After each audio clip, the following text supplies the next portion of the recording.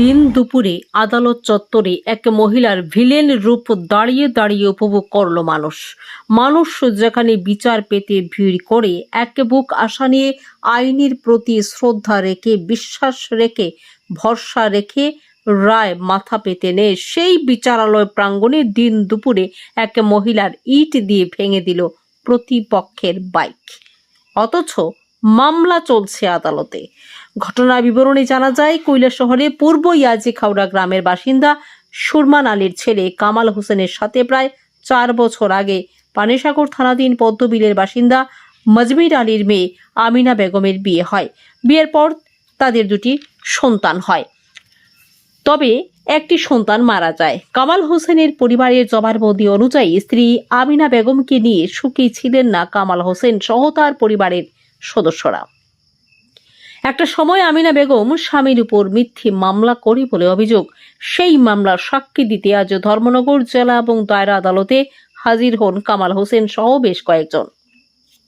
আদালত চত্বরেই বাইক রেখে দরকারি কাগজ জেরক্স করতে যান কামাল হোসেন, আর এরই ফাঁকে কামাল হোসেনের স্ত্রী ইট দিয়ে উনার বাইকটি ভাঙচুর করেন বলে অভিযোগ। পরবর্তীতে কামাল হোসেনকে দেখে মারমুখী হন আমিনা বেগম বলে অভিযোগ। কোনো রকম নিজেকে বাঁচিয়ে ধর্মনগর থানায় ঘটনার বিবরণ জানিয়ে মামলা করেন কামাল হোসেন। এ ব্যাপারে কামাল হোসেন এবং ওনার মা সংবাদ মাধ্যমকে জানিয়েছেন। ব্যুরো রিপোর্ট, লাল শক্তি নিউজ। কামাল হোসেন আমার নাম, বাড়ি কৈলাসহর ইয়াজিখাওড়া। কি হয়েছে ঘটনা আজকে? আইসি আমি ধর্মনগর কোর্টে। আমার মিসেসে আমিনা বেগমে কেস দিছিল তার সাক্ষীতে। হওয়ার পরে আমি এখানে বাইকটা রাখিয়া কাগজটা নিয়ে কোর্টে ঢুকতে চাই, আর তখন দেখছি ইট নিয়ে আইয়া আমার বাইকটা ভাঙাভাঙি করে, তার লগে আরও 2-3 জন মানুষ আছে। আমি আইয়া বাধা দিতে আমার ইট দিয়ে কোদাম দিয়েছে, তাই আমি সরে গেছি। এত আক্রোশ কেন আপনার মিসেস আপনার উপরে? আমি নিজেই জানি না ম্যাডাম, প্রতি যে একটা ও তো কেস করছে, মিশা কেস। আমার কাছে তার প্রুফও আছে, রেপ কেসও করছে, মায়ের ভিতর কেস করছে, মানুষের লগে ঘুরায়, আর আমি আমার উল্টা কেস দিই। কতদিন হয়েছে বিয়ে হয়েছে? বিয়ে হয়ে গেছে 3-4 বছর। মানে ছেলে মেয়ে আছে? একটা মারা গেছে, এখন একটা আছে। বাচ্চাটা কার কাছে? তার কাছেই আছে। মেয়ে না ছেলে? মেয়ে। শ্বশুর বাড়ি কোন জায়গায়? পানিসাগর পদ্মবিল। মেয়ের আপনার শ্বশুর শাশুড়ি এরা কি আছেন জীবিত? আছে আছে। আচ্ছা, এবার কোর্টে আসার পরে আপনি আক্রান্ত হয়েছেন? জি, কোর্টে আসার পরে। আচ্ছা, কোর্ট চত্বরে এখানে। হ্যাঁ। এবার কি চান আপনি? আমি সুস্থ বিচার চাই, সুস্থ তদন্ত করে বিচার চাই। আপনার মিসেসের নাম কি? আমিনা বেগম। আমার নাম সুফিয়া বেগম।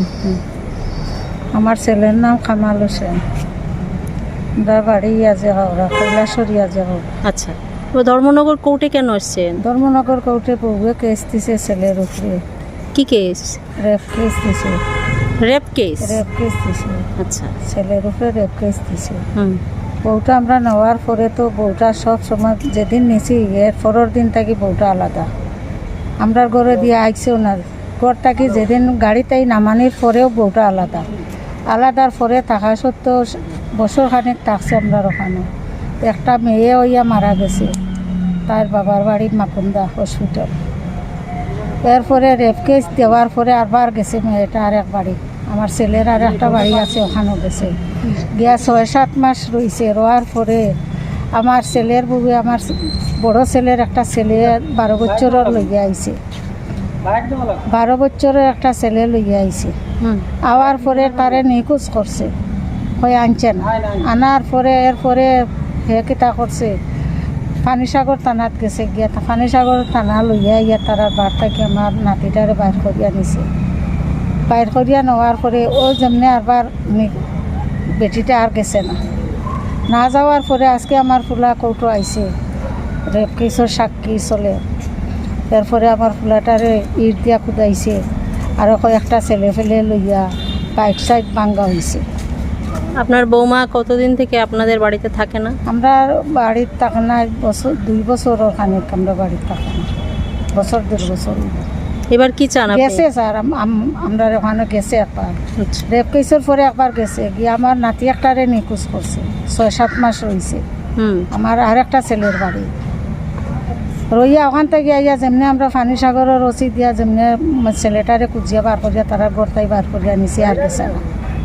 এরপর তাকে তো একটা চাকি একটা তাই একটা কেস মামলা চলতেও আছে। আজকে আইসে আওয়ার পরে তো বাইক সাইক আর 3-4টা ছেলে লইয়া বাইক সাইক বাঁধছে, ছেলেটারে অমকে দিছে মারতো ইয়ের দিয়ে ফুটাইছে, ছেলে দৌড়িয়া সরিয়া গেছে গিয়া।